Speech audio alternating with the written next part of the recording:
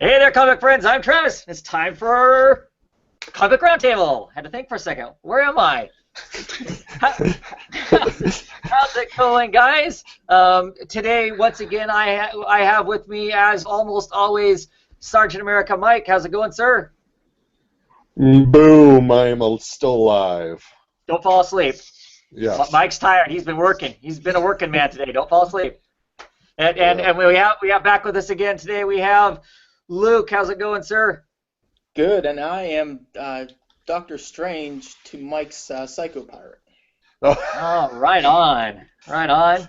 And Full strings.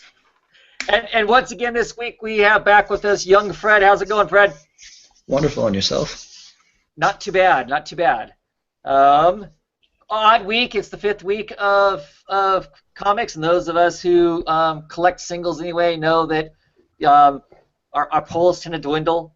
Mine did anyway. I've only got a measly 7 books as opposed to the 20 books I seem to have here recently. And but yeah, still some good books come out. I mean, for a week, I had some outstanding books come out this week. Yeah. So, which I'll be excited to talk about. First, we're gonna talk DC, which is gonna be easy for me because there were no Rebirth books, and I didn't have any annuals to get, and I didn't get any of the other books that were out there. So I'm gonna let you guys talk a whole bunch. What'd you guys read from DC? Mike, go Mike? first. Mike, Yeah. what's the All book? right. Surprisingly, though, it does have Rebirth on the very top, but it was Suicide Squad Special War Crimes. War Crimes for Suicide Squad. This is I would say, very typical story. It is very good characterization. Everybody is pretty much who they should be. There is a kind of I want to say an ambassador who is trying to think. I think it's in America, and he's leaving an area. They are going to.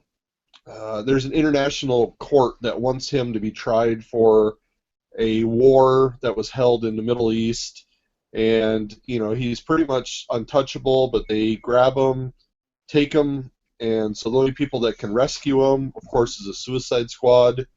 Um, and there's nice setups, good twist in here. Uh, it's fairly smart written, but it is very much a Suicide Squad format of a book.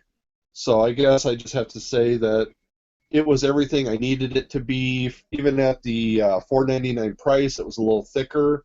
But I enjoyed it. I really like this one. But maybe it's because I've been really upset at other books recently. So Right, comparing this to the to at least the Suicide Squad Rebirth book that we just read a week or so ago, that we were all at least marginally disappointed with, if not a lot disappointed with, right? yes, yeah. Yeah. And this has that book has Oslander writing it, right? And he's the he's the guy that did Suicide Squad first. I mean, he's the Okay. original writer of the book. Not that he created the characters per se, except for Waller. Waller may be his creation, but Alright. I don't know that for sure. But he's the one that brought them all together and basically wrote the book originally and whatnot. And anybody who's into the Easter eggs of the Suicide Squad movie, there's a building in the movie named after him. Oh, Big huge red okay. lights. It's got his name on it and whatnot, which I thought was pretty cool, all things considered. To give him. Yeah, the one thing I was surprised by is there was not the typical head detonation that there always needs to be in these. So I think they understood that this was going out to all the people who read it regularly. So Right. I even think Boomerang looked better in this than in other books recently. So Yeah. Yeah, Worth the that whole we've got a bomb planet, you better watch out thing gets old Yeah. after a while, doesn't it? If you've read any Suicide Squad, it's like everybody knows that. Unless it's a new person to the squad, we should not have to keep getting told Yeah. that. Kind of a thing. But cool. Cool. I missed ordering it somehow. I will be ordering it. I will be picking it up. I like the Yes. squad, and I want to support the writer, if nothing else. Cool. And it was nice art too. So I'll say, Vasquez did a very good job on that. Yeah. Great. Great. Um, any other DC books you want to talk about? Let's see. Got Harley Quinn or Gang of Harleys #5. Not gonna really say too much about it, other than this is well, I think I kind of wanted for a while, kind of a little bit of who this Harley Sin character is, what's her backstory, and the best part about it is her dad. I mean, it's indirectly inferred, but it's her dad's Donald Trump, and it's just imagine how bad of a dad Donald Trump can be, and he's just like he doesn't disappoint. So, but yeah, that was fun. So, but it's same typical Harley stuff. But yeah, I enjoyed that. So, Cool. Anyone else got any more DC stuff? So I can just plow through these. No. No. Okay. It's on you, Luke. Got Gotham Academy annual, and this was good. I suffered through the yearbook story, and it was just felt good just to get a decent Gotham Academy story. Didn't really continue anything other than basically it's 2 stories in one. There was something stolen in the academy, and one half of the team thinks it's a vampire, other one half thinks it's one of the instructors, and it turns out to be a combination of both to a degree, and travels through time and ends up seeing. I mean, you don't directly say it, but she mentions that the Batman in the future, probably Batman Beyond, but there's a lot of references to some good Gotham history in here, and they dropped McGinnis's name a few times, the Powers name, so obviously her going in the future, obviously it's a reference to Batman Beyond. So, but it was decent, it was good, it was total opposite of the yearbook story, so it was just good to get a decent Gotham Academy story. So. Yeah, cool. Are you going to keep getting Gotham Academy when it goes to the Rebirth stuff? I am. That second semester stuff, so, but yeah, I was close to dropping it, like, very close. That yearbook thing was rough. So. Yeah. Cool. But yeah, I'll stick with it. Earth 2 Society, and surprisingly very good. Yeah. I mean, it's been a while since I could say that for an Earth 2 book, but basically what this is that Dick is reunited with his son John, and there's a lot of time hopping between what happens in here, but basically what it comes up to is that he gets this new bat suit. It's like a combination of the Thomas Wayne suit and the Batman Beyond suit, but basically John and Dick are reunited, and it's a lot of dialogue. A lot of it is conversation between Dick and John in reference to what Dick thinks the Batman kind of symbol is. It's if you read Dick Grayson a lot, you know the whole thing. I mean, he was doing the Prodigal and the whole pre-New 52 thing when he was Batman. That one theme that he kept hitting on. Is am I good enough to be Batman? And it's really hit on here, and the thing, it was part of for the people who are like her parents out there. It was one kind of conversation he was having to John about it. It was just it hit me a little bit as a parent. It was like when he's talking like Bruce and Thomas being Batman was all based on tragedy, and me too. I mean, I lost my son, so I had nothing else to live for, so that's why I did the Batman thing. But I mean, now I got my family's back. Do I really want to risk all that doing this crazy stuff I'm not even that good at to begin with? I can die tomorrow. Now my family is out of dad. So you kind of got touching a little bit, but cool. And it's kind of inferred that there's going to be a Batman and Robin in Earth 2, which is because it's the way they kind of ran off, the way the kind of cliffhanger is, has Dick running with the Batman suit and his son John kind of like a little Robin type thing running off. It would be awesome. That would be awesome to see. If I had to really knock this at all, is that Dick Grayson met Bruce. If this Dick Grayson met Bruce in one book issue in Convergence, and he knew Thomas Wayne all of maybe 2 issues in Convergence, and it was like he knew them for years. But take that aside, this was good, and the art was really good. So this was fun. I mean, so you talk about the Batman and Robin thing. How much Earth 2 Society is left? well, they're gun ready to. I mean, because right now, I mean, this was kind of like it kind of branched off from the story where the Ultra Humanite has got like this Pandora's box that can recreate the world. So Earth 2 is getting ready to be recreated. It's happening. So the But book's as far gonna, as how many more issues, or yeah. Oh, yeah, I don't know. See, I've heard not. I mean, there's like a couple issues left at most, right? And I haven't heard anything about that kind of a book in the Rebirth stuff, right? I know. I think it's just gonna be just Earth 2. That's all I know. Okay. So I guess we'll see what that ends up being.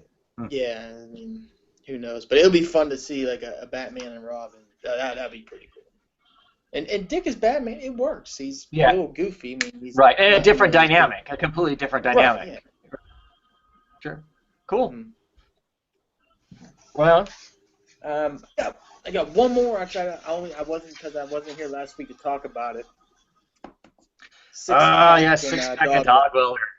Right on. Yes. I did my best to describe that last week, and I got lots of "What the hell is this?" So. Yeah, it's definitely it keeps true to the All-Star Section 8 kind of approach they're going after. Yeah. Yeah, I like the ending. The Spectre kind of is like pointing around like, which one is it? I'm like, dude, I don't know. I just think it's funny, because we both talked about the fact when that miniseries ended out of the DCU, we were like, oh yeah, this was kind of fun, but we don't need another one of these for a long time, kind of thing. Yeah. And then, of course, it's not even 6 months, and they put out another one, and me and you were both buying it after we said, I don't need to see another one for... I really liked the issue. I mean, there's a lot of really kind of fun stuff in there. I mean, clearly there's the gross stuff that's always in it, and the kind of, somewhat immature, aspects of it. But the whole conversation around the whole event, you're talking about they're not a real superhero group because they don't have events, they don't do all this stuff. I mean, it was kind of a meta talk about picking on how superhero comics are made right now, kind of. That part was kind of fun. The ladies' night out, giving the talking to Guts was pretty funny too. And then having the Spectre roll on down there. And Constantine's there too. I don't know. There's a lot of good stuff. I mean, for our first issue, picking it off again, it was pretty fun. I would just like to sit there and find someone who this is like the first time they're reading something from Section 8, and just kind of watch their facial expression as they're reading, especially when they're reading like the dialogues are like drunken slur, but it's not even like coherent words. They're like, what is this? It's like, oh, I love it. Right, as he's barfing up mid-sentence and all kinds of stuff and whatnot. Yeah. Well, that and just to have somebody have a conversation about dog welder. That there's a guy and his superpower is welding dead dogs to the sides of people's faces. I mean, as soon as you say that, people are like, what? And the fact that it's put out by DC is just, and DC proper just cracks me up. That it's not some weird Vertigo book or whatever. Yeah. Kills me. And clearly it must have sold pretty well, or they wouldn't be jumping right on another miniseries right off the bat, Yeah, so it's weird, because I think other than like me or you, I don't know anyone that I know of who was reading it. Yeah, Ryan's the only other person that I know of that was, that was reading it. So yeah, pretty crazy though. Yeah, a fun book. I'm actually genuinely looking forward to the next issue. Whereas there were times the last run there were moments I was like, oh God, what's this book gonna be like? So, but yeah, good stuff. Any other DC books we want to talk about? No. So we got all kinds of DC news, I think. Two exclusives were announced, right? Both artists. Otto Schmidt, the one of the artists that's on Green Arrow, was signed exclusive with DC, and then I'm drawing a blank. Sharp? What's that? Was it Sharp? No, Sharp was 2 weeks ago.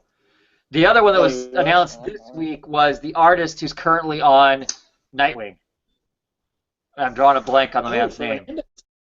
Yes, Fernandez? yes. They signed him exclusive also. Great choices as far as I'm concerned. I'm happy to see them do a lot more DC work Yeah. on whatever they want to do it on because I've really been enjoying both of their artwork and their storytelling and whatnot. That was interesting. The kind of the article I read. I didn't read anything on Fernandez, but the Otto Schmidt one. Reading it, it almost sounded like that he was kind of done with Green Arrow, but DC signed him exclusive, so he's going to do more Green Arrow. Because it was kind of like, oh well, if the people want more Green Arrow, I'll give them more Green Arrow. So it almost made me wonder, I wonder if he was like, okay, I've done my 6 issues or however many issues he signed the original contract for, right? He was planning on going and doing something else, and maybe DC went, no, we want you to do more of this because it's successful right now. I don't know, I have no idea, but I think it's just really interesting. There for a while, it seemed like we heard a lot of Marvel was signing people as exclusive, and now we're not hearing much about that. And DC was signing nobody. It was like for almost 5 years, it seemed like almost nobody was getting an exclusive from DC. Other than Capullo and Snyder and whatnot, you weren't hearing anybody signing up. And now all of a sudden, every week, somebody else gets signed as an exclusive. That's kind of interesting that they're. I guess they're deciding this is successful. I want to make sure it keeps going, so they're going to pay him well. I guess I don't know. You would think that. I mean, I figured this was gonna happen. I'm just surprised it is happening probably as late, because you would think with the double shipping, you would want to lock in your staff at least for a foreseeable amount of time. And if that was the case, him thinking he was done after the 5 issues. I don't know. That's just my assumption of reading the article and the way he said it. I mean, and that's just, and that may be totally inaccurate. Maybe he was happy to be on it for as long as people were whatever, kind of a thing. I don't know though. I would think because DC is new to the double shipping. It's not like they. I mean, they have an expectation, but I don't know if they realistically know exactly how it was all going to work for sure. So you hire some people, right? People that you have worked for you, because I don't think Schmidt's really done anything for them before this. You hire them, and you start to see how their work turns out. It's going to be a while before you know, can they keep up with the demand that we're wanting? And he seems to be able to, so that's pretty cool. So I'm assuming that's how they're rewarding those guys, because those guys are keeping up with what, is what they're. What they should do is they should cancel their contract with Lee and people like that who can't keep up with the monthly. Yeah. They put them on, but whatever. That's just my wishful thinking, right? So that was interesting. Anyway, it seems like right now DC is doing committing to a lot of employees. And you think a lot of these guys are. I mean, they're committed to it too. I mean, they're really putting a lot of effort into it. Yeah. It's kind of good they're getting rewarded with this type of stuff too. Right. Hopefully, it's a reward. I mean, it seems like most of these people are like, yay, but I have no. I mean, I've heard rumors that you can actually get yourself in a pickle signing an exclusive. You get signed an exclusive, and if you don't do enough issues, or they sign you exclusive but then don't give you any work, you may get a bare minimum of something, but you're maybe not getting the money that you would get otherwise. Here nor there on that part. Interesting that they're signing up more people, I think, than So let's see, what else?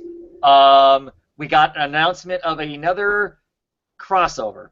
I'm going to call it crossover. I don't know if you should call it an event or not, and maybe that's mincing words. I always feel like, for me personally, when I say event, that's something it's affecting the universe, versus a crossover where you may have multiple titles that the storyline crosses through, and to get the whole story, you're going to have to read all the bits and pieces.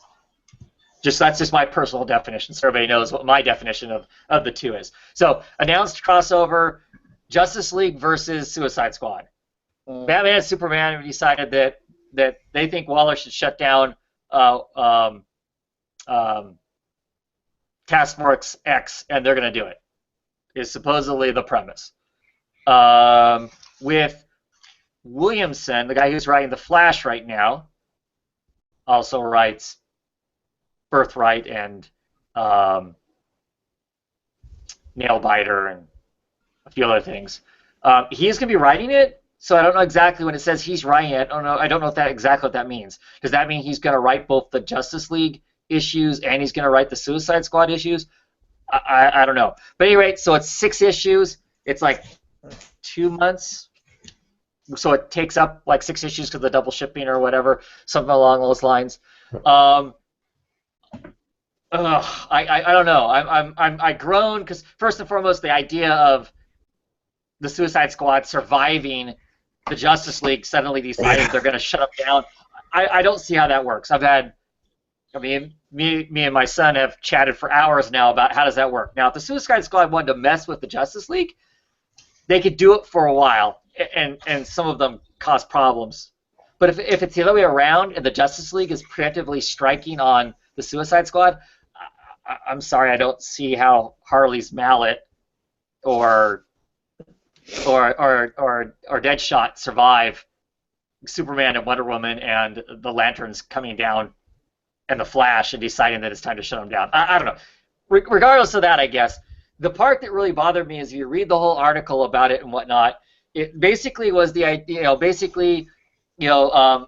Lee and Ditto basically went, well, Rebirth's been awesome, which it has. They're making tons of money. They're grabbing big market share. Their books are all hanging in the top 10, top 100. Everything you want out of the restart of your line. They're getting all that, but they know that's not going to last forever. The high of the new books is going to wear off, so we need something else to replace that. So we're going to do an event, is what they called it, crossover in my mind. Every quarter, it literally came out of their mouths. Every quarter, this is a Marvel thing. Every quarter, we're gonna have an event. So what they're really saying is, Travis, don't bother buying as many books because you don't want to. Like I said, the upside though for me is they're crossovers. If I decide I don't want those books, I resolved yesterday that I'm just gonna have holes in my collections. If I really don't want the crossover, I'm really thinking about dropping Suicide Squad right now. I will have a hole in my Justice League books. I won't buy those X number of issues, and I'll pick it back up next month, and I'll just suffer with the whole collector problem I have of while I'm buying it, I want to get all of them, not missing issues. But I've decided I'm done with that. I'm not going to do that anymore. But the whole quarter thing, that bugs me. But I guess the upside is if it's crossovers, if it's books I'm not interested in, I don't have to get it. I don't have to worry about it. It's not an event, so it's not jacking up the entire universe. Except the other thing that was slipped in that on top of that later on was this Justice League versus Suicide Squad is the next big push. It's the next thing that like Rebirth was the beginning of this thing. This is the next big story for the DC universe, is what was implied. So now I don't know if that means I should have to go buy this stuff, because are they going to slip more Watchmen stuff in, or are they going to, what does that mean when they say this is the next, they're supposedly going to give the villains their due. I don't know. As Terrence Comics Crack is saying in the comments, it's the next phase of the long con. And, yeah, some of that, it feels that way. The second they said they're going to do one a quarter, it kind of bummed me out. But a crossover, like I said, isn't as fatiguing as let's change the entire universe every quarter. But I don't know. I've talked long enough. What do you guys think? Good thing, bad thing, wait and see. Don't get my panties in a bunch before it's happened. Well, I'm a sucker because I wanted to pick up some Suicide books because soon I heard this was happening, so I might jump on. So there's a win for DC. They've now got Luke buying books he wasn't going to buy because, for the crossover. So clearly, I don't know. The other part of me, I get it's a business, and they're out to make money and whatnot. But it really felt like we don't really have good stories to tell. We're not excited about the story. We need to make more profit share, and this is how we're going to go about doing it. I don't know. It felt very, very corporate as opposed to organic. And didn't they start the whole Rebirth before the Rebirth stuff out? They weren't going to have crossovers unless they were organic. I don't know. Well, Yeah, it kind of goes into Go ahead, Mike. I'm sorry. Well, I was just gonna say, I mean, we'll see a taste of it with Batman, with the Monster Man and all Right. that. Right. But I mean, the stories, I think we're only gonna find those in like your Dog Welders and that kind of stuff now. It's gonna be in the rare, obscure books because everything else that is big has to make big money. Well, the other thing I think is weird is, so far these first two ones they've talked about, they have a writer who's not involved in either title at the time being the spearhead of it. It's like having somebody else come in and tell go, okay, guys, this is the story we're going to tell. And then I think to some degree, at least with the Batman one, the creators of their own books are doing some of the issues themselves, right? They're not all done by Rosmo and Orlando, right? They're just kind of doing the starting and the ending, but they're letting the creators fill the gap. To me, that seems strange too. Mm-hmm. Unless it's to give those people breaks, the people who are regularly on the book, to give them a break, then cool, that makes sense. If that's why they're doing these things, is it gives the regular creators time to recharge. I don't know. What else are you gonna say, Luke?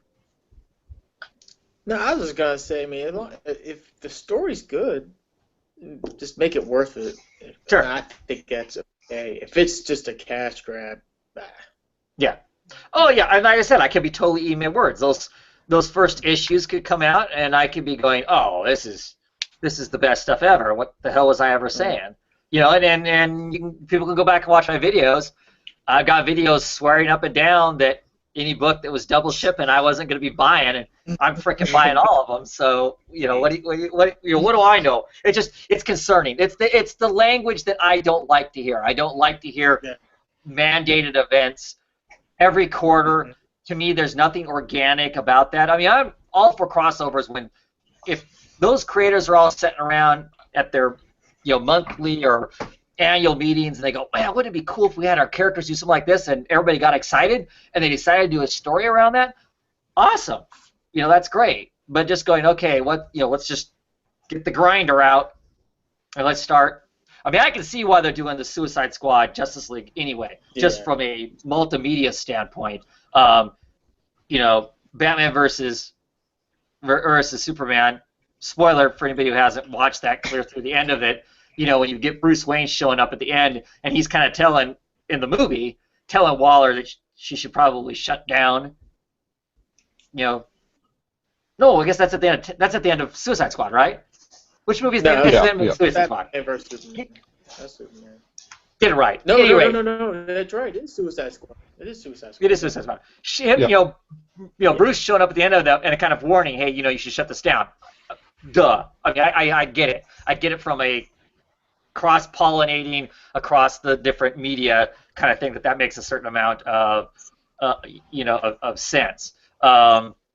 So yeah, I mean, like I said, it just worries me. I'm not totally poo-pooing it, but my first reaction is, puck, this is going to be bad. I mean, anybody who follows me on Twitter knows, because that was my first reaction to it this is just, not a good feeling. Not a good feeling. Looking at the comments, Ruben Steven is saying that he's excited to see DC give other writers doing major events except for John's. I'm excited to see anybody telling a story besides John's, because I'm just tired of John's. So there's that for that. But yeah, I don't know. I'm worried. But and I may still drop Suicide Squad.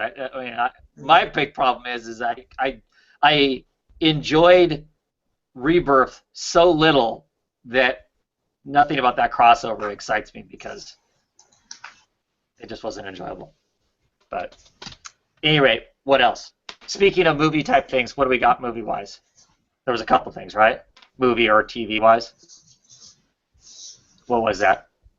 I was gonna say this was nothing I had like concrete evidence for yet. It was linked to me by a friend. It was that DC might be shaking up their plans for the coming future for their different movies. Cyborg may be switching to a Teen Titans movie. Deathstroke might be the main villain in that after he premieres in either the Batman or Justice League movie. And just a lot of like speculation as to how DC will try to structure their movies from here on out, and which movies people might start to appear in to further expand their universe. Oh, sure. Makes a certain amount of sense. That was something that came out right after our hangout last week. Like the next day, Ben Affleck is showing little handheld video of somebody sporting Deathstroke, right? So basically implied, if not officially said, that Deathstroke's going to be the villain for his solo Batman movie, right? Yeah. One rumor I've heard is it's going to be like a raid style movie, but set in the Arkham Asylum. Someone goes in, frees all the prisoners. It's very much like the game where you have to go back in and then recapture them all. And that Waller hires Deathstroke to go in and also help subdue some of those guys. And I think they announced an actor for Deathstroke too. Oh, really? Yeah. I'd be curious. Luke, would you be able to admit that that's where you were last week? Were you putting on a Deathstroke costume and hanging out with Affleck? Exactly. All right. Cover bun. Nice. Way to blow it, Mike. Golly, exposing out here. So, what do we think of Deathstroke being? I mean, if they're implying that he's the villain, what do we think of them using Deathstroke? Luke?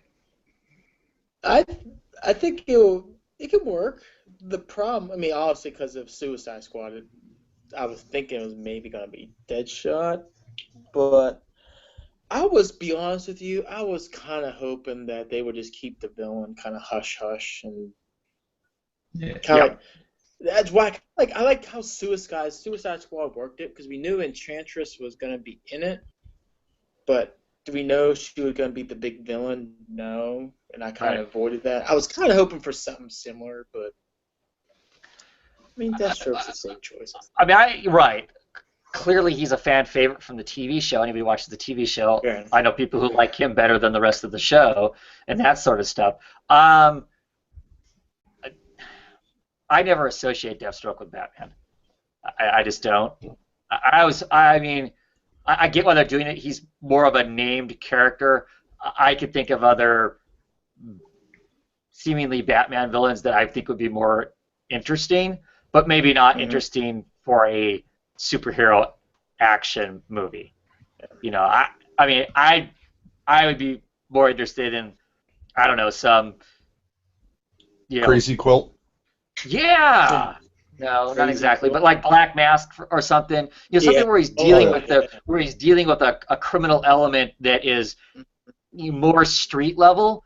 There's nothing street level about Deathstroke. Even if you take away the fast healing stuff that they've given him now, just his hyper reflexes and that's a challenge for Batman, but he's still a dude with a gun at the end of the day. And I would like to see Batman up against something that's a little more psychological in nature. I mean, that to me, that's one of the interesting things about Batman and Batman comics is the psychological end of it, not let's go fisticuffs with a mercenary kind of thing. You have to remember, this is the Batman from the Snyder universe. This is also a Batman with a gun. Yeah, I get it. Oh. And I'm still telling you what I want. Oh, I know.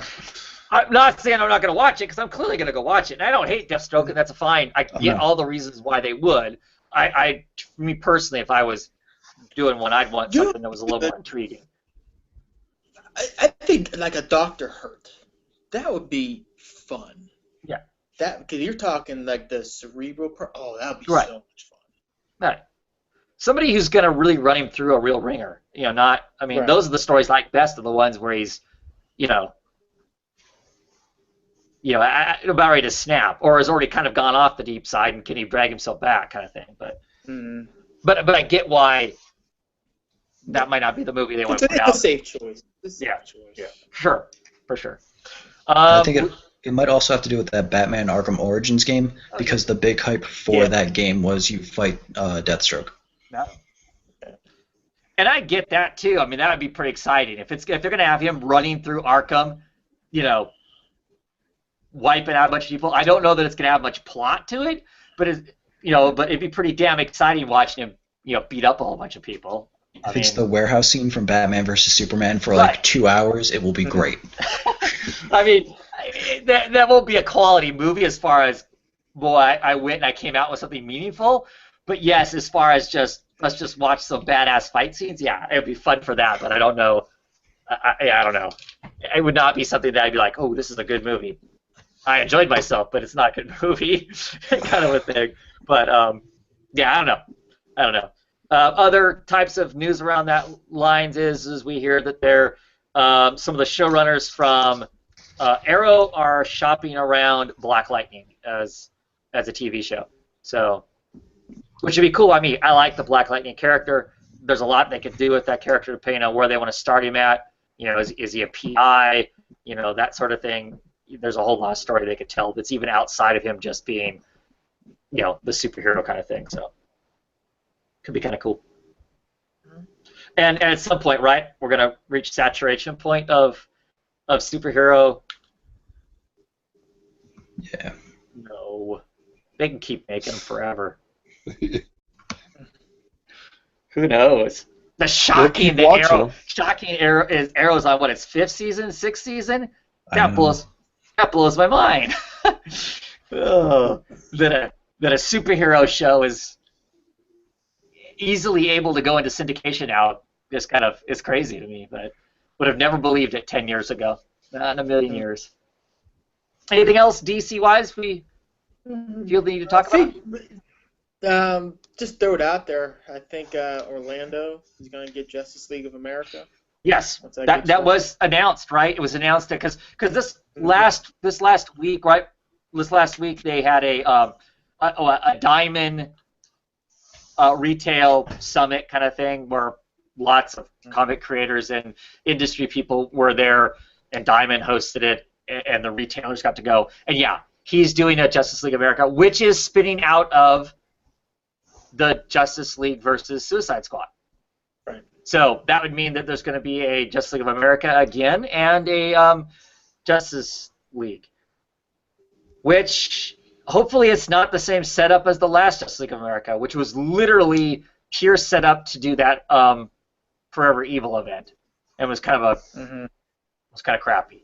So I'm enjoying what Orlando's been writing. I'd be curious to see who he's going to throw in Justice League of America. I have no idea who would be in that group. Have they even implied? I mean, I've seen pictures, but none of the pictures are anything that isn't recycled art. I'm starting. Yeah, I know you follow Juan Ferreira on Twitter. Yeah.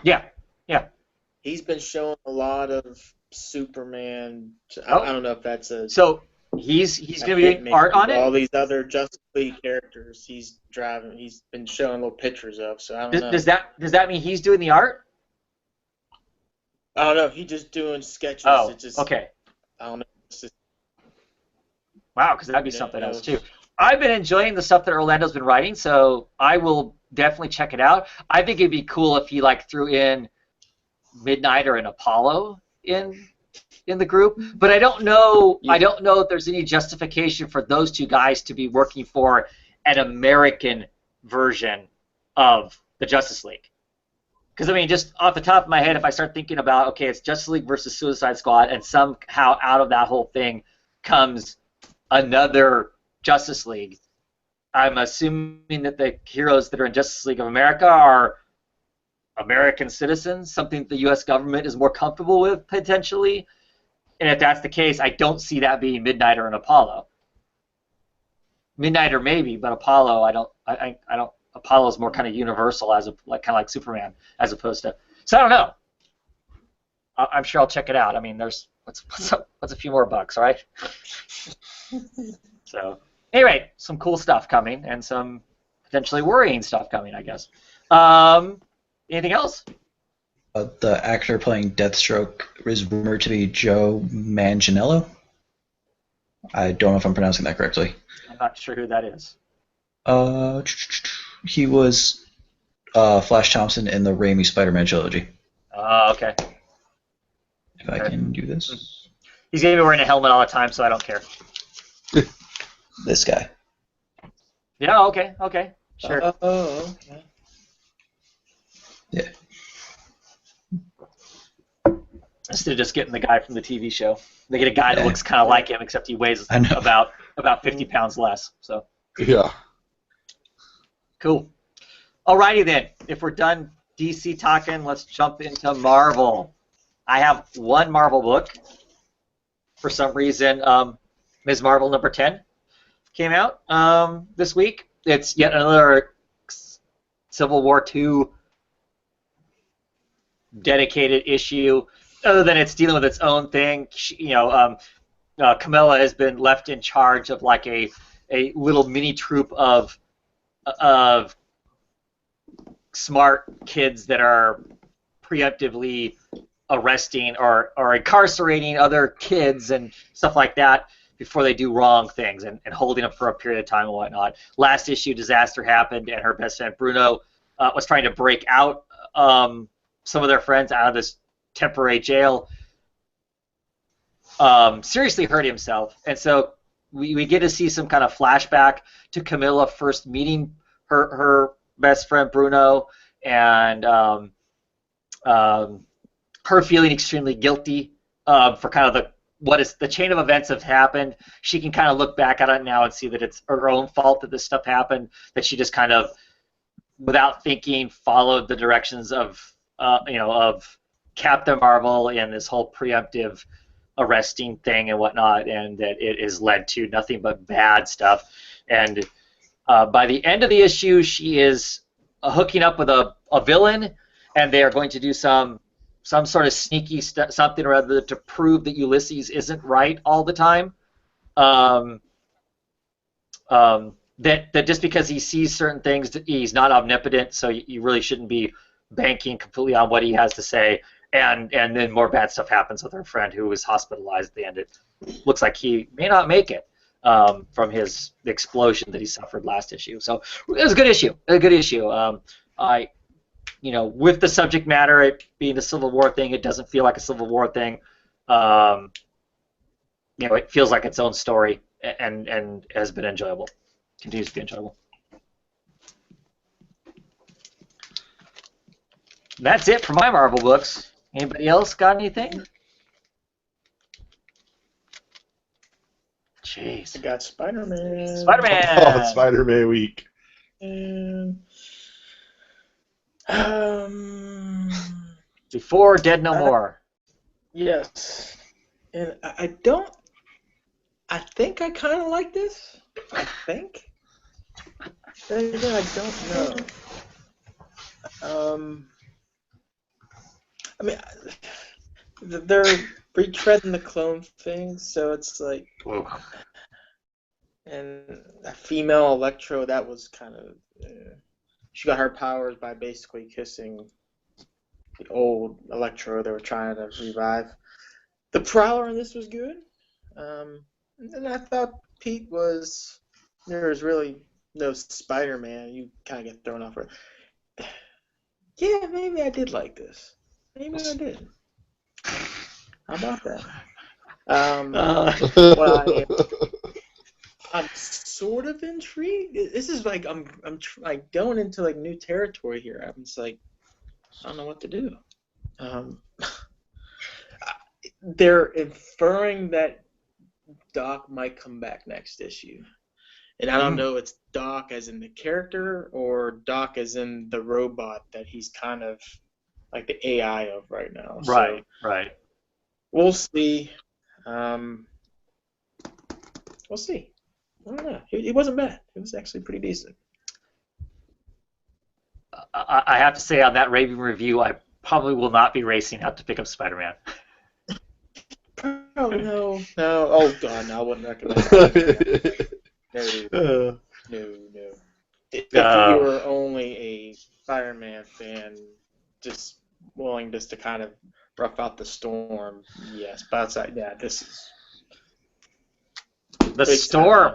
How long? I mean, is this is like a biblical storm, though. This is biblically proportioned storm. Virginia, we're dealing with this we're dealing with this hurricane, or not hurricane, this tropical storm right now. This is nothing compared to the slot freaking tornado that's been going through Marvel. Never-ending kind of it's biblical proportions. Oh,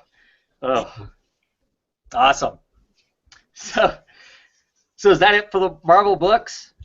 Marvel news? There's been some announcements. There's some monster something or other that Colin Bunn is writing, and can't remember who's on art.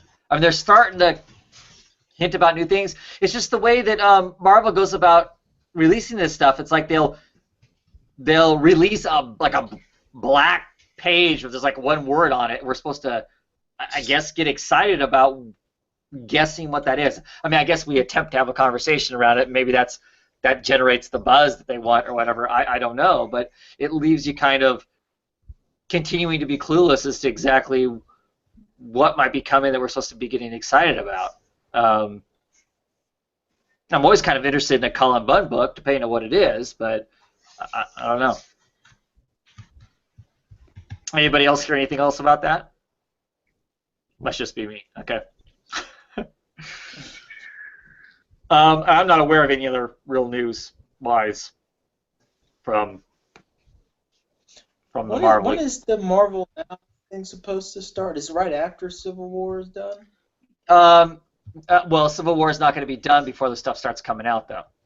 I just ordered some Marvel Now stuff, so that would be October. Oh, next month. Oh. Yeah, October, I believe. I believe it was my October orders, because I haven't ordered November stuff yet. So October is when the first Now stuff starts coming. So be watching out for those Now titles, because some of the books are being retitled. So it's now,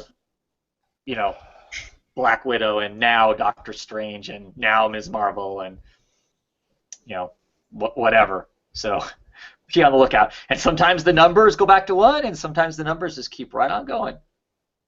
I don't know. Makes it hard. All the way around. Probably harp on that every week, don't I? Anyway. At any rate, so let's go on to independent books. That's where all the reading in was at this week anyway, right? Like I said, for being a 5th week, the dead week of comics, I got 6 books, indie books, and there was one disappointing one out of the bunch for me. So great week of books. Where do you guys want to start? I know you're reading this. Tokyo Ghost. Let's talk Tokyo Ghost first. Boom. I think that's one of the big reasons why Fred's here. That's exactly the reason I'm here.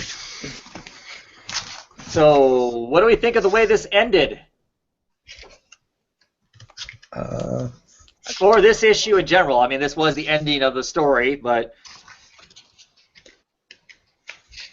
Other than one little issue I had, I thought it was good. I enjoyed it. I mean, I'm going to have to go back through and read it again, but for what it was, I wish the series kept going. I feel like they had to wrap it up too quickly, but it was satisfying. Yeah, clearly the ending felt tonally different than the beginning of the book to me. And I get some of that is they spend the first issues building up this disgusting world, so then of course they can tear it down in some fashion or another at the end of it. I'm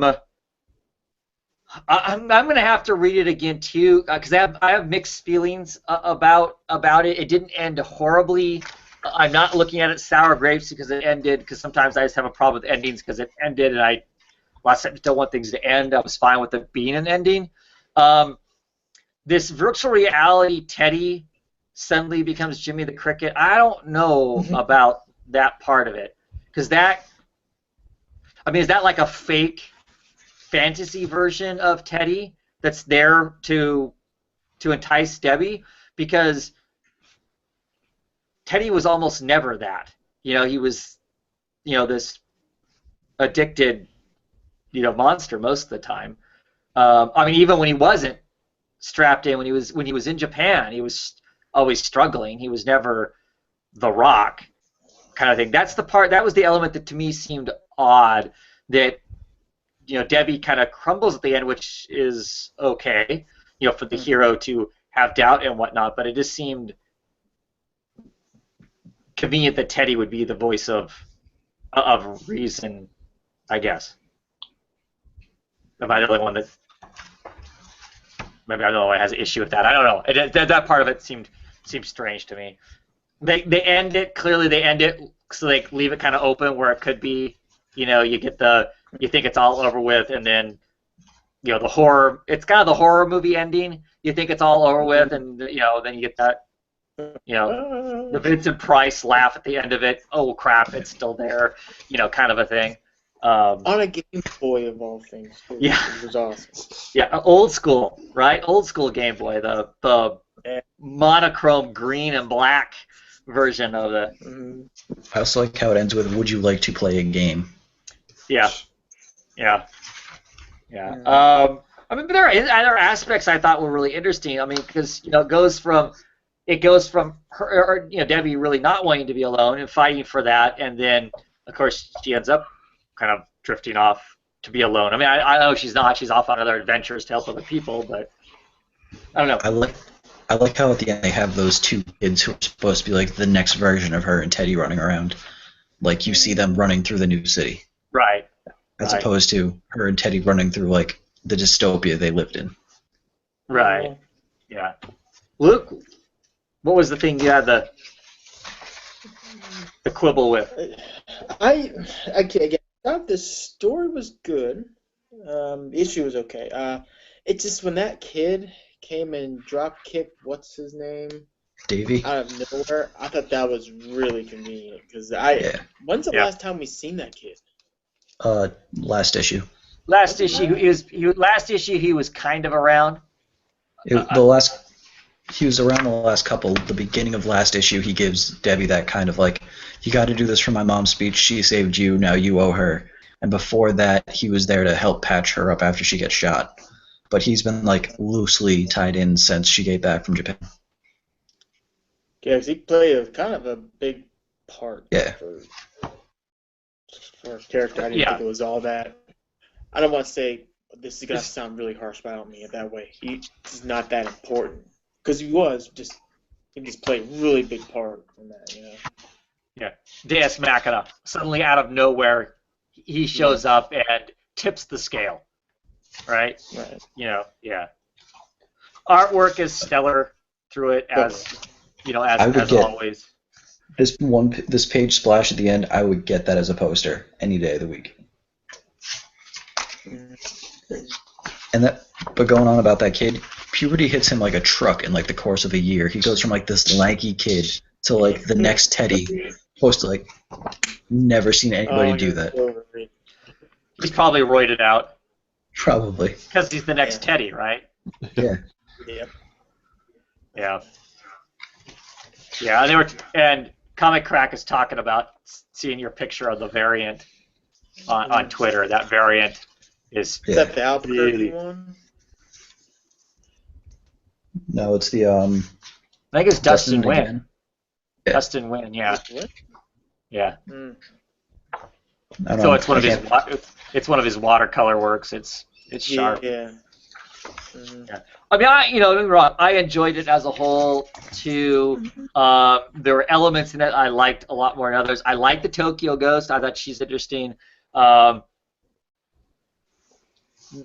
of the pieces, I think, at the very end kind of fit together awful conveniently, I guess, would be my only quibble I have with it, but I'm not really complaining about the book. It was definitely an enjoyable book. I think it's funny that the submarine is being pulled by two killer whales. I'd bet almost donuts to dollars the only reason those whales are in there is because for some reason Murphy said that he found out that fans were clamoring for whales. The page that I own that has from the wake that he has the guy sitting in front of the table with beluga whale on it.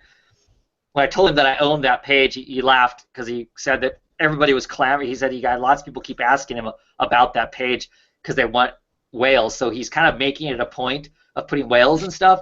I'd be almost willing to bet when we get around to seeing his Batman story that's going to come out in a year or two, I wouldn't be shocked if there isn't a whale somewhere in that he won't squeeze a whale in just because he knows the page is going to sell better, because he's a businessman as much as he's an artist. Whale repellent. There you go. Yeah. Get the old Oh, is it whale going to be the repellent. Black Mirror all over again where there's a whale in a bank? I like that story. I really like that story. Just because it was one of those, I don't know, new person starting that out, that Batman, that detective out, and one of the first scenes you're strolling into a bank and there's a killer whale hung up in the lobby. I don't know. It's just cool. Yeah. Anyway, what else? What else?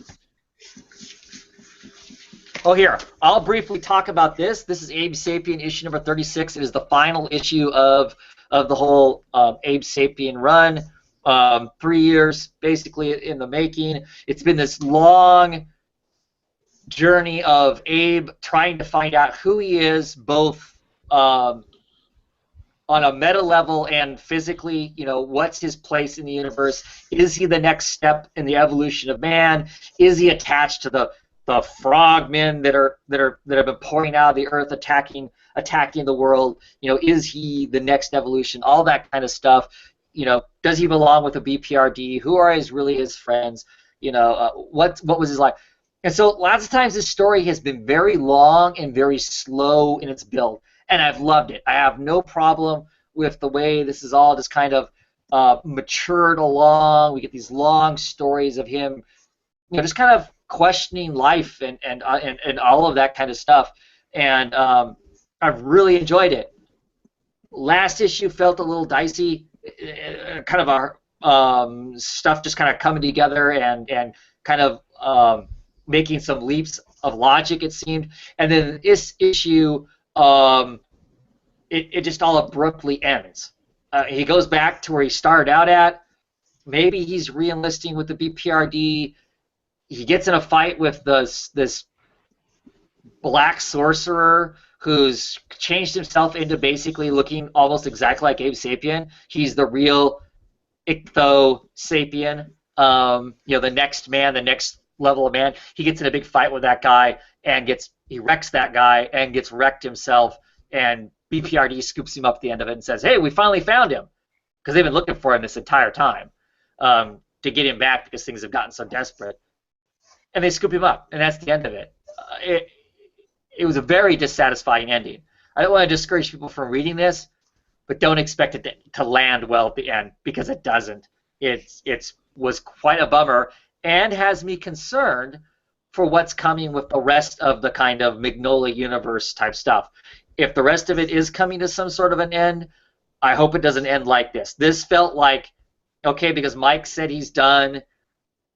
I don't know if it's because of the sales too. They just went, okay, we're going to stop it. And they just kind of wrote in this thing to stop it. This thing's kind of been this long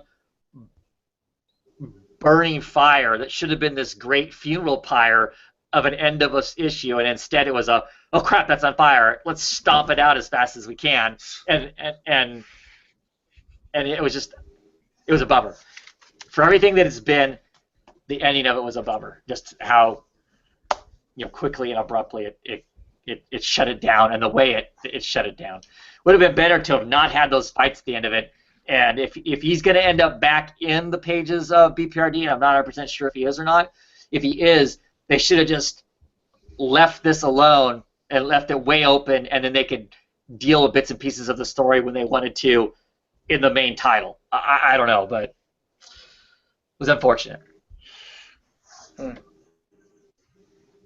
What else? What else we got? That was my bummer book for the week.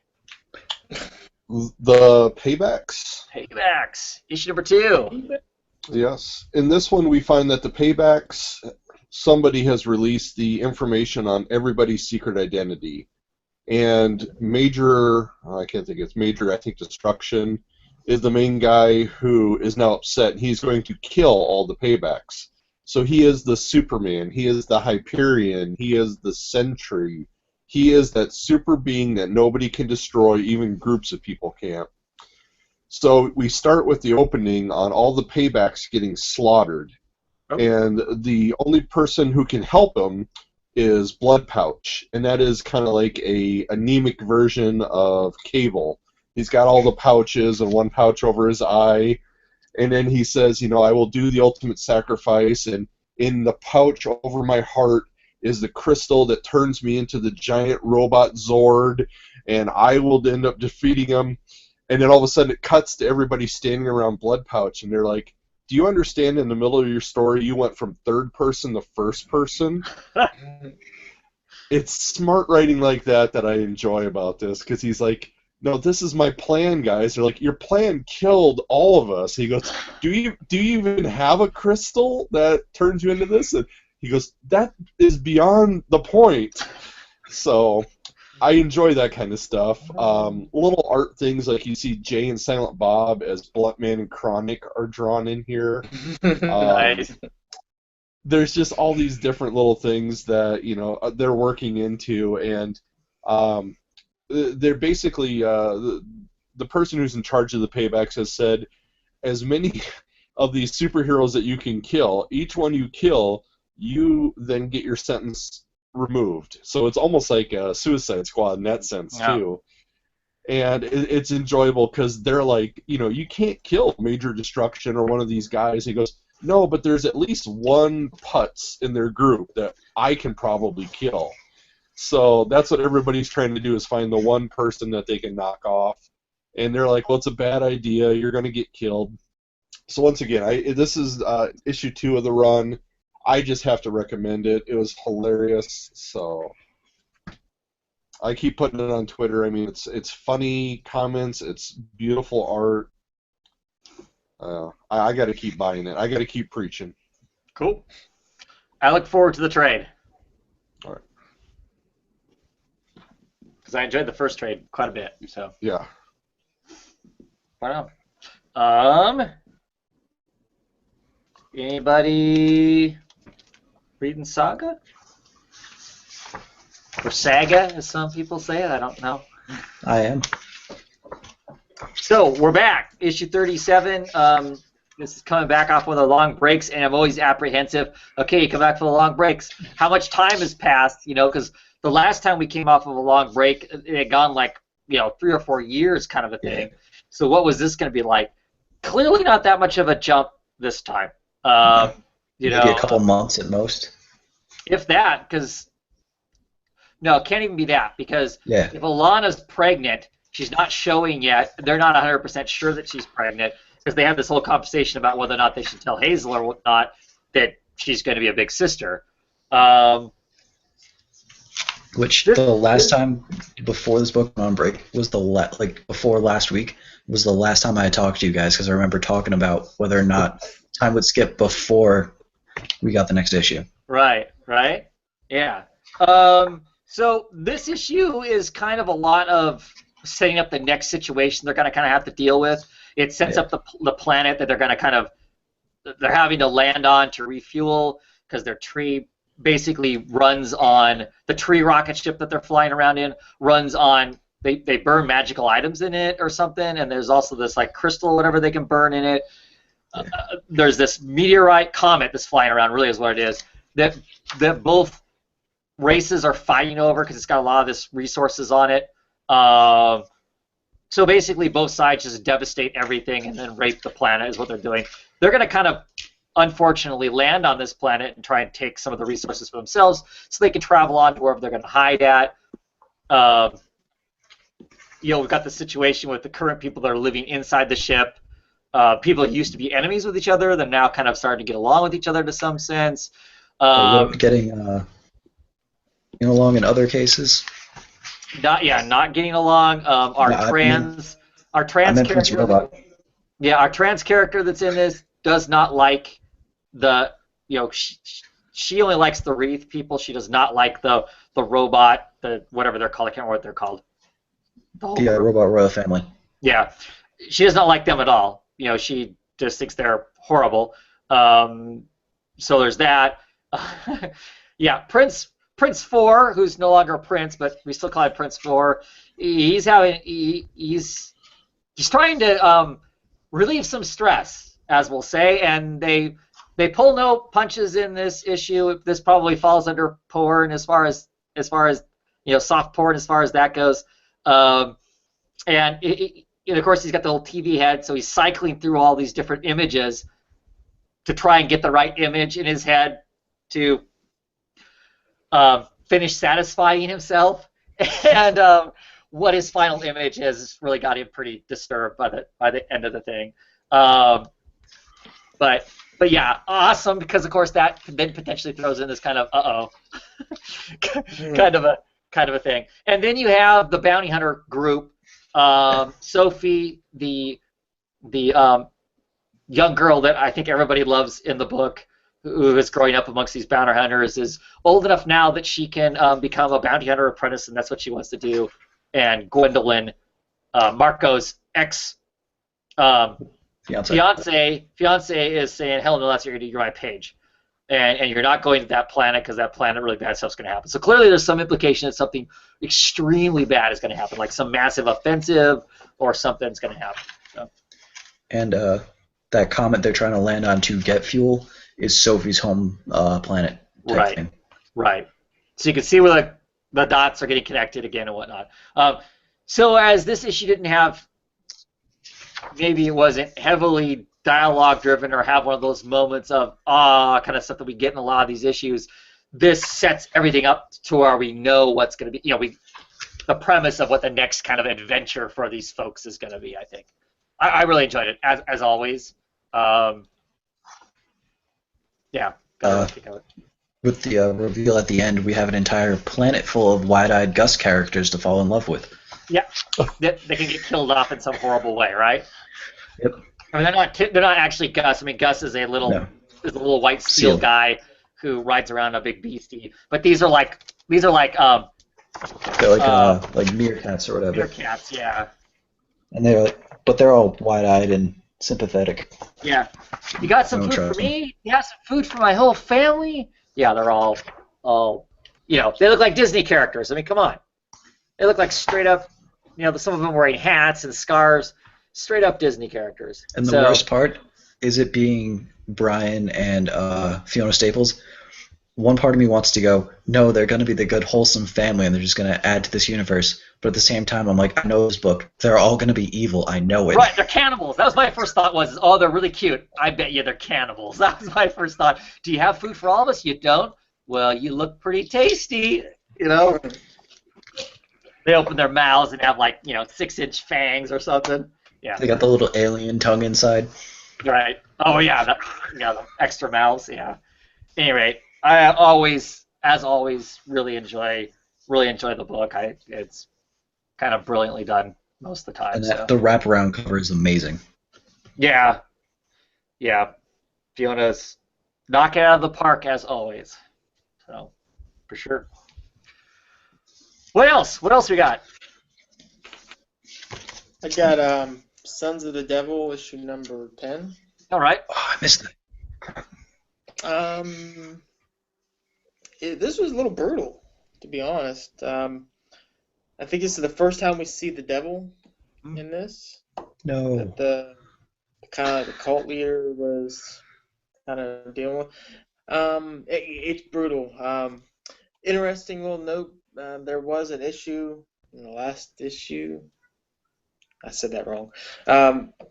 There was a little printing mistake in the last issue, which Buccellato kind of admits to, and it's kind of corrected here, and it makes a lot more sense now once he kind of told you, hey, yeah, my bad, fix it. But other than that, it was a good issue. It's just, man, this series is such a slow burn. It is a slow burn, and it's getting ready to go into another break. We're not going to get it until the winter, so I don't know. I mean, it's good. It's a really dark story, but it's just really slow. But I don't know. I think I'll just binge read it and kind of give it one more try. So. Let's see, what else did I read? East of West.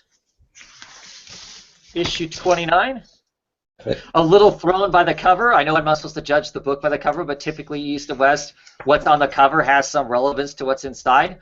On the cover is the president of the northern states. She wasn't in this at all, right? Nope. So We that never was leave. I was gonna say we never leave Babylon. Usually, every issue we jump around a little. right. This one was fluid story. Yeah. So this issue is exclusively we're riding with Babylon and Balloon. For anybody who's not up on the book or doesn't know what we're talking about, Babylon is the son of Death, of the four horsemen of the apocalypse, and he is supposed to basically end the world. And Balloon is a little computer. It's an orb that flies around next to him, and it's attached to his eye sockets. So he sees the entire world through Balloon's eyes. And Balloon has some corrupt, I don't know if it's corrupt or it's supposed to be that way on purpose. At any rate, Balloon does not give Babylon a clean look at the world. It's very skewed as far as what he sees, and it's usually pretty sinister. At any rate, there's a whole group of bounty hunters that are out to take out Babylon, basically for revenge purposes. They don't have a clue who Babylon is as far as what his purpose is. Because really, Babylon is happily going to figure out a way to destroy the entire world and remake it. And he's happy to do it because the world's an evil place as far as he's concerned, because that's what he gets shown. But anyway, this group of bounty hunters, the bounty hunters are great. They all have these really bizarre personalities. We get to see kind of a back history of one of them, which I thought was really cool. I mean, a lot of really awesome. in-depth, interesting. I'm really intrigued by that character and the others of him, just because he's called Psalms from the Bible, and he's Psalms 137. And they actually quote Psalms 137 in this issue because, of course, Balloon is this giant walking supercomputer or flying supercomputer that knows what it is. But they're kind of like holy warriors is what he is. I mean, it's holy men who thought that they were being melded with machines because they had discovered the key to the God machine, and melding with the machine was going to actually elevate you to the point to where you could actually have a discussion with the Lord. Well, it's all farce. These were just crazy zealot scientists doing experiments, and all of them ended up being these wicked assassins. And so that's one of the bounty hunters is this guy who has this conflicted thing going on. That's all interesting in its own right. And Babylon just kind of happily cruises along with everything that's happening. He has this pet pig. It's this warthog. He calls it Dr. Tusk. He talks to it. Like, it oinks at him, and it's like he's having a conversation. Oh, he's like, oh, I'm sorry, because he calls him, I can't remember what he calls him first. He calls Mr. Tusk.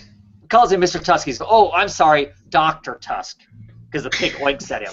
So his pet pig is called Dr. Tusk because that's what the pig said his name was. And this is after the warthog gores one of the bounty hunters.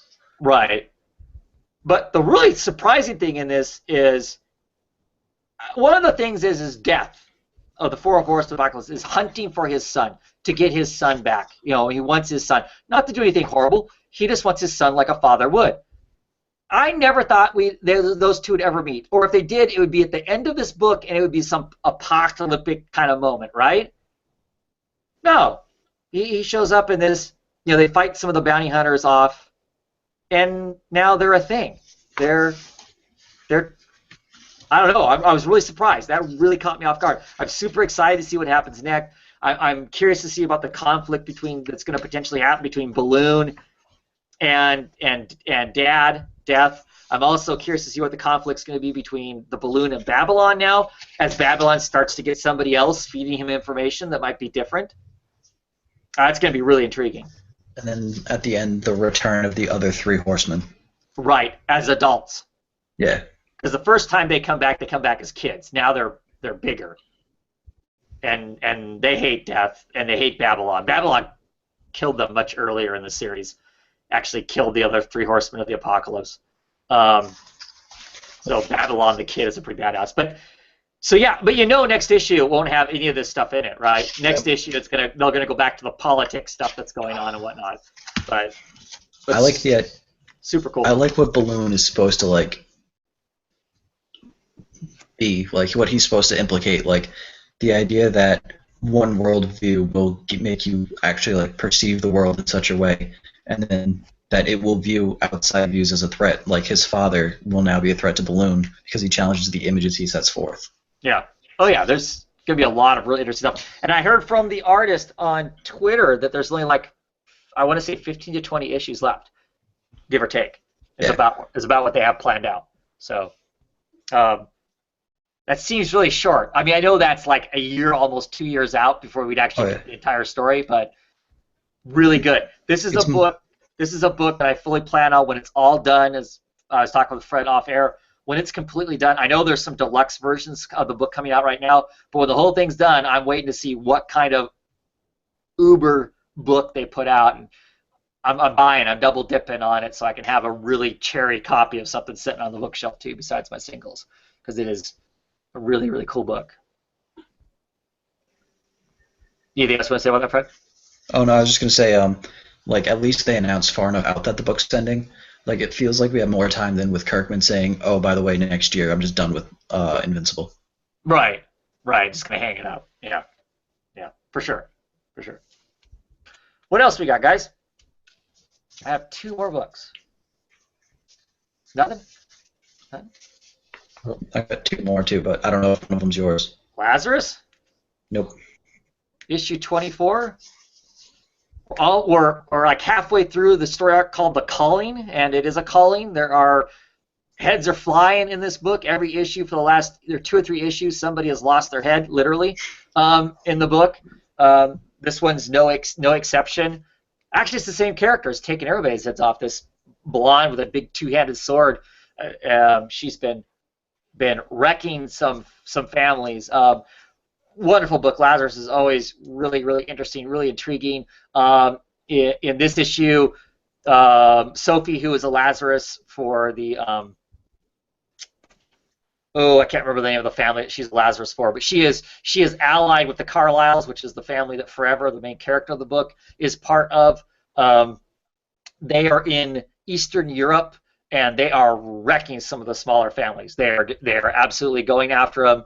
They're taking out the heads. They're killing their Lazaruses because it's kind of turned into full-out war amongst quite a few of the families. And while she's doing some of the dirty work for the Carlyle family, Forever, number 7, has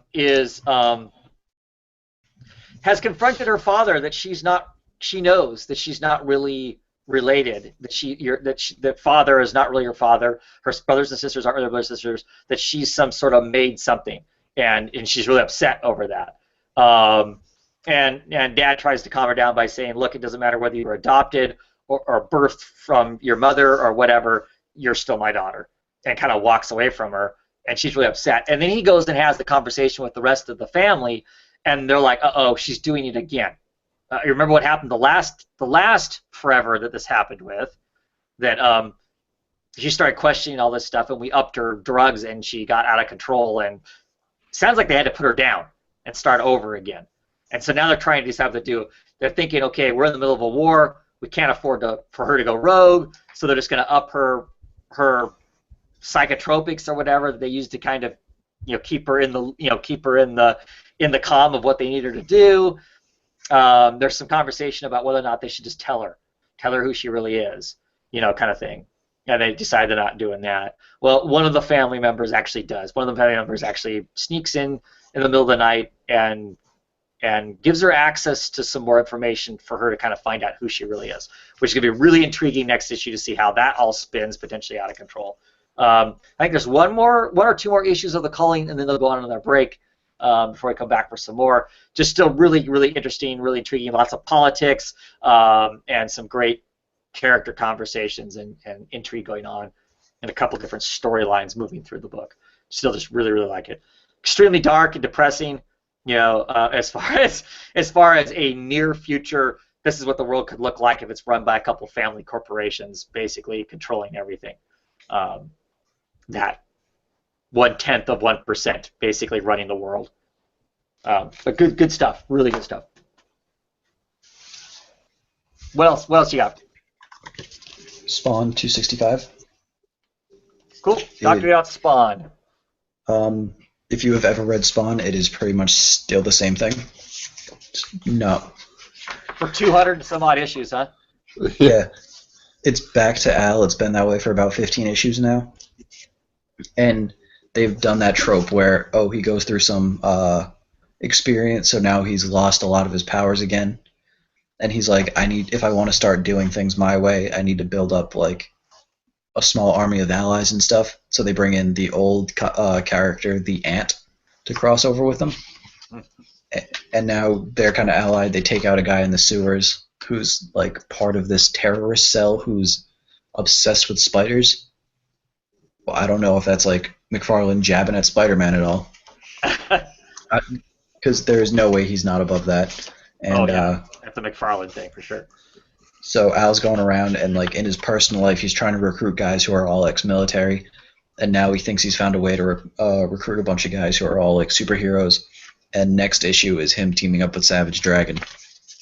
But yeah, I read this mainly because Spawn was the first series I ever started reading. There's no other reason other than that. And it seems to me like here lately I've seen quite a few people getting back into reading Spawn after literally knowing no one reading the book. It seems like there's quite a few people who have gotten back into reading that book. So it's kind of interesting. I think when he came, issue 250 was the return of Al Simmons, and he hyped that up. McFarlane did.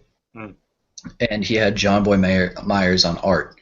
And that book looks stunning. Now it's Eric Larson, so it looks a lot different. Oh, yeah, for sure. Yeah. So that got a lot of people excited. And then I imagine people are going to start dropping off this real quick again because it's back to the usual Spawn.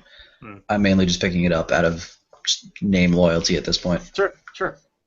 It's part of the collection. I get that. Yeah. I actually read the last issue when he was running on the hilltop. Not the hilltops, the rooftops. Against that fighting that weird mummy guy? Yeah. It wasn't bad. It's like, I'll be honest, if I wasn't reading so much, I'd probably give Spawn a good try. But just too much. Well, last book I have is Art Ops. This is issue 11. Single story issue. It's tied in with the other stuff because it has our main characters in it. It has Reggie in it and stuff, but it's just kind of a one and done story about a kid in the late 1800s who was having this nightmare, felt like he was having this nightmare, and he can't go to sleep, and his parents are trying to get him to sleep, and the mom's like, gosh, I wish there was something I could do for you, and get it out of your head. And the kid goes, well, I think I know a way to get it out. And he does this painting of this really scary creature and whatnot. And the parents freak out. They rush it out, they throw it away in the garbage outside, and the kid sleeps. The kid sleeps great after that. Well, basically what he did is he drew a picture of his death. And because he captured it in a painting, it never comes for him. And he lives forever. He's getting older, but he's never going to die. And this death is loose all this entire time, wandering around, killing people and whatnot. And the Art Ops group kind of hears about it, and they go to stop this death. And the story is about them trying to stop this death or to get this death to go back after the kid who is now a 300-year-old man who is so old that if you're not careful, if you touch him, like his skin will break and like his innards will fall out and stuff. Because, like I said, it's not like he's not aging; he's just not going to die. But how they're going to trick his death, to go back and kill him to shut the whole thing down? Because right now, this death is wandering around murdering all kinds of other people because it's out of control, kind of a thing. Yeah, it was pretty cool. Guest artist on it. The guest artist was fun. Davis doing the artwork on it. I enjoyed it. I liked the book. As I continue to talk about the book, it could be smarter than what it is. They could go into other more depthy stories on art, about art itself. They never quite go there, but I still enjoy it. Kind of a fun, goofy book for what it is. That's my books, the weeks. Anybody else got anything else? I have Eden's Fall #1. Came Oh, right out from on. Image by Brian Hill and Attila Rojo. It's a weird book. It's an interesting concept, but given it's the first issue, there's a lot more setup than I'd usually want to read in there. Mhm. It's there's this compound. I think it's out in like Oklahoma. It's out in the Midwest, and that's like these really dangerous criminals go, and they kind of just disappear. Like you have to have a lot of pull, a lot of sway to get these guys out there. And it's just a community that they all live in, and there's a woman that watches over it. It's like super high security. It's pretty much off the like books government wise. And there's a white extremist that gets sent out there, and there's a couple of FBI agents who are on his case that want him to actually like, face justice. So they try to slip in and get him out. And at the end of the issue, the FBI agent gets caught. Like they let him get in and try to like sniff around a little bit. So his team on the outside, which is like his girlfriend of sorts, and his partner agent are freaking out because they can't find him. And he's on the inside, stuck with all these criminals, and the woman that runs the compound knows who he is. So is this like a tie-in with Postal? I'm not sure.